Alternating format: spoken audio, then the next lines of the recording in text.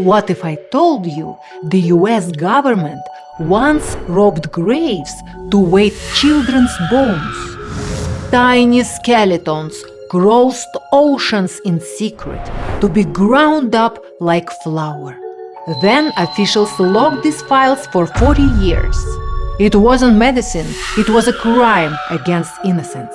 Tonight, on Secret Spells and Shadows, we uncover America's darkest atomic secret, Project Sunshine, the Cold War program that turned kids into radiation meters.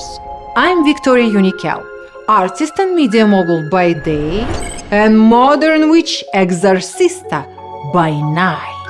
Every Thursday, we prove that reality has remained darker than fiction. If you are ready, hit like and subscribe. And let's begin.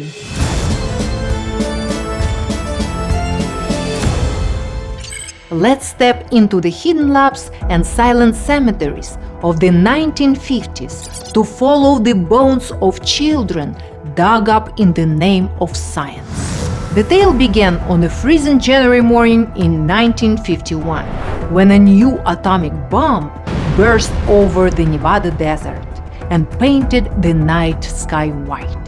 Soldiers cheered, reporters snapped photos, but chemist Willard Libby just stared at the gray dust covering his boots. He knew that inside the dust lurked strontium-90, an isotope that pretended to be calcium, slipped into milk and hid forever in children's bones. Libby feared the glow would outlast the cheering. 2 years later, in an unmarked room in Washington, Libby laid out a plan to a handful of government officials. The code name sounded cheerful, Project Sunshine. But the mission felt anything but sunny. Collect real human bones, preferably from infants and young children, grind them into powder, and map the fallout scattering across the planet. Parents could never know. The committee stamped the project approved, and Sunshine's hunters fanned out before noon. By fall of 1953, quiet telegrams reached morgues in New York, Chicago, and Los Angeles. Acquire pediatric skeletal material. Ship priority. Funeral directors, lured by government checks, slipped tiny ribs and skulls into cardboard cartons marked medical specimen. Where morticians refused, federal technicians arrived before dawn. They dug up the caskets and took what they needed. Padding the missing flesh and bones with rags, they tamped the soil smooth so families would never know. Sunshine spread overseas just as quickly. Health officials in London, Copenhagen, and Melbourne handed over stillborn infants and teaching skeletons to American couriers who promised life-saving research. Customs agents waved the crates through because paperwork looked official enough. In one London hospital, a pathologist unlocked a refrigerator drawer, pulled out 37 fetal remains, and packed them into a shipping case. No questions, no receipts. By mid-1954, more than 800 bodies or bone sets had crossed oceans, all bound for Oak Ridge, Tennessee, the government's nuclear lab. Inside Oak Ridge, the work went quickly. White-coated technicians chopped bones into fragments, ovens to bake away all tissue, and mortars to grind the pieces into powder. They dissolved the powder in steaming acids, then checked them under Geiger counters that clicked away. Needle after needle leapt off the scale. Infants born after the most recent nuclear test carried strontium-90 counts 3, sometimes 4 times higher than toddlers born just 2 years earlier. Every data said one thing: the fallout was worse than anyone in Washington admitted. In July 1955, Libby and two aides carried a stack of those charts to the White House. Advisors glanced at one page and slammed the folder shut. Public release, they warned, would spark panic, fuel anti-nuclear protests, and hand Moscow a propaganda victory. The report was sealed top secret, and Sunshine's hunters received a blunt new order: keep collecting, keep quiet. Crates kept arriving through 1957. A small-town mortuary in Utah traded two teenage bones for a brand-new embalming table. Royal Melbourne Hospital shipped fetal remains, packed in jam jars and dry ice. Oak Ridge freezers soon looked like meat lockers, each parcel tagged with a number. Instead of a name, each one represented a child who would never grow up. The archive grew hotter in more ways than one.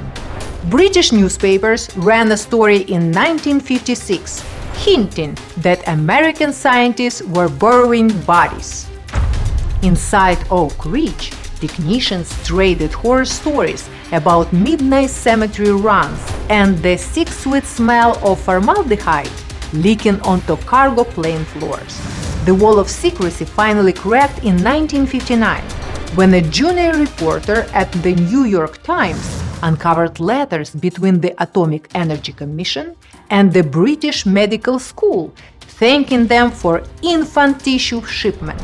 On a cold December morning, the paper shouted, "Children's graves dug to track radiation." Telephone lines jammed as grieving parents demanded to know whether their babies' coffins were empty. Funeral directors confessed on camera about their misgivings following federal orders.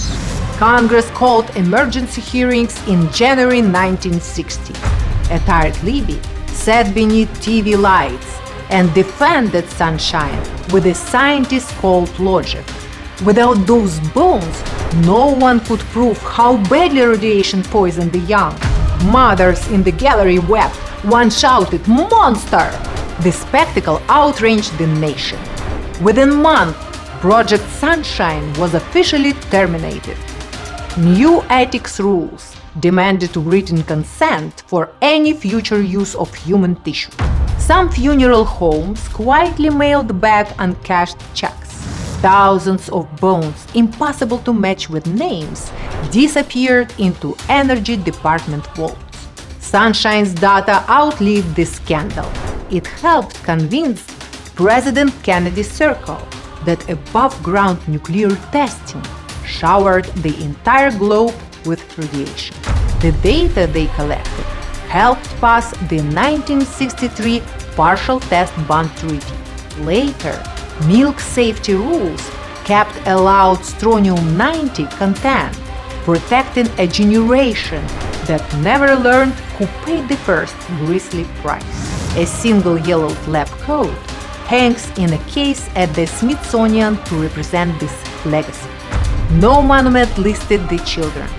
No registry marked the graves that still lay half empty.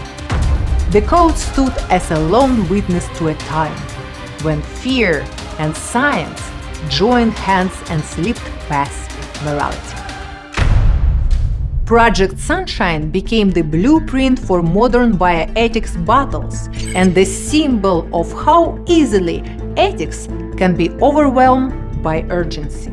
Tuskegee Syphilis Study, 1932 to 1972. Black men were left untreated to study disease progression without their consent. Guatemala STD experiments, 1946 to 1948. US doctors infected prisoners and patients to test penicillin without patient knowledge. MK Ultra, 1953 to 1973.